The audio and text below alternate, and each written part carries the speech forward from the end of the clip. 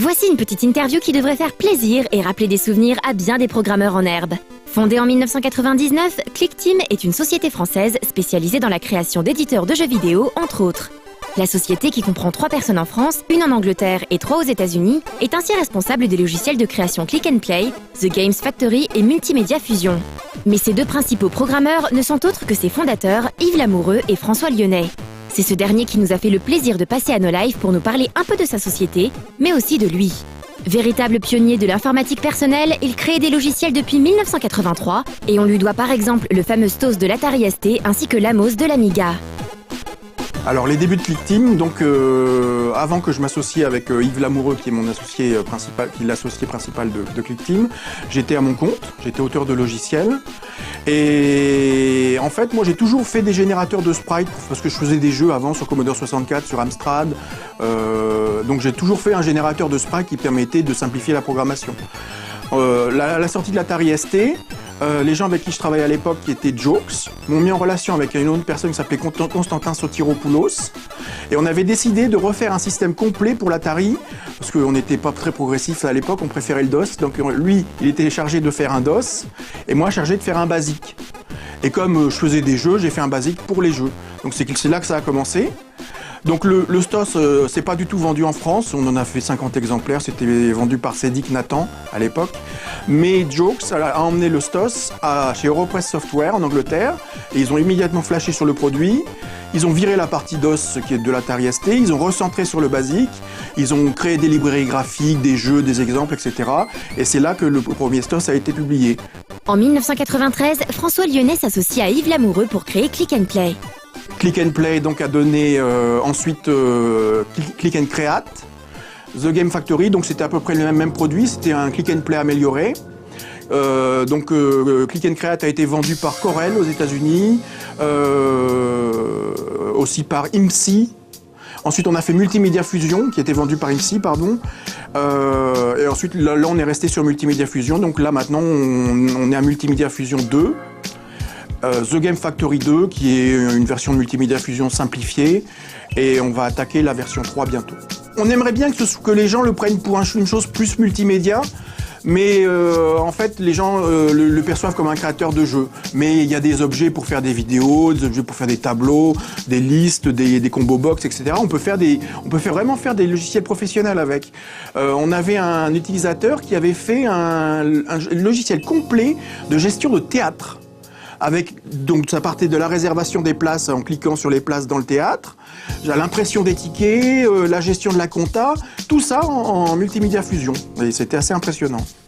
Donc c'est perçu comme un créateur de jeux, mais en fait c'est un créateur multimédia.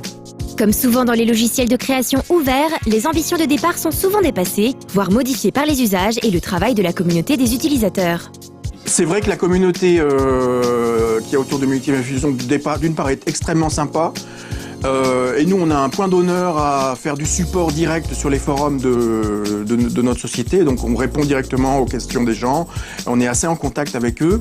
Et il y a des jeux qui sont vachement impressionnants. Des jeux, vraiment, on ne croirait pas que ce soit possible. Notamment avec la sortie, il y a quelques mois, de la version accélérée hardware. Donc maintenant, on peut faire des jeux 2D, mais qui sont accélérés en hardware. Ce qui fait qu'on peut avoir des milliers d'objets en même temps à l'écran et faire des choses assez impressionnantes. L'Amos et le STOS ont titillé la créativité des joueurs bien sûr, voire favorisé de nouvelles ambitions de carrière. Mais ces 2 logiciels ont sans doute aussi contribué à l'émergence des éditeurs de niveau, aujourd'hui inclus dans de nombreux titres. Je pense que la chose qui a vraiment fait une étape marquante dans la création de jeux vidéo, c'est pas le STOS ni l'Amos, parce que c'était des basiques en fait.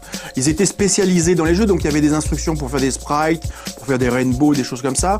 Mais c'était quand même des basiques, donc très classiques dans leur structure. C'est Click and Play qui vraiment a fait c'était à l'époque l'argument de vente, c'était le créateur de jeux révolutionnaire, et c'est vrai que c'était le premier logiciel qui permettait de créer des jeux en déplaçant des objets à la souris et en faisant une programmation événementielle directement à la souris sans avoir entrée de code. Donc c'est vraiment Click and Play qui a été je pense que Click and Play a marqué son époque, oui. Aujourd'hui, le format Flash est l'un des plus populaires dès que l'on parle de jeux sur Internet. On peut donc se demander quel est le positionnement de Multimedia Fusion par rapport aux jeux Flash et aux nombreux game designers en herbe qui choisissent ce format pour développer des jeux sur le web. Alors Multimedia Fusion par rapport au Flash se positionne comme un outil où il n'y a pas besoin de faire d'ActionScript. Voilà, donc c'est pratiquement le seul outil qui permet de faire des bons jeux, parce qu'il existe, et on avait vu déjà un ou deux créateurs de jeux qui permettaient de faire du Flash sans ActionScript, mais c'était très limité, c'était un genre de click and play. Donc là, on peut faire des jeux de qualité sans ActionScript, donc c'est ouvert à partir de 10 ans, il n'y a pas besoin de programmer, c'est tout à la souris, quoi. Voilà. C'est comme ça qu'on se positionne. On se positionne comme une alternative peu chère, déjà, par rapport à Flash, et sans ActionScript. On conclura maintenant avec les futurs projets de la Click Team qui pourraient s'orienter vers la création de logiciels destinés à la 3D. On est en train de regarder actuellement pour créer un Multimedia Fusion 3D. Donc la principale différence serait l'éditeur de niveau, évidemment, puisque là il serait en 3D, mais il reprendrait l'éditeur d'événements avec des actions et des conditions spécifiques à la 3D, donc notamment les 3 coordonnées X, Y, Z, et des mouvements spécifiques à la 3D, l'objet caméra, des objets lumière, en fait tout ce qui constitue un monde 3D. On veut que ce soit très ouvert, que ça permette de faire des des FPS par exemple, mais aussi des genres Zelda vus par ou de la 3D isométrique ou des choses comme ça. Donc on veut vraiment ou de la truc dans l'espace. Je pense que ça sortira, on va s'y mettre normalement, on va s'y mettre en juillet. Ça devrait sortir d'ici 1 an et demi ou 2, quoi.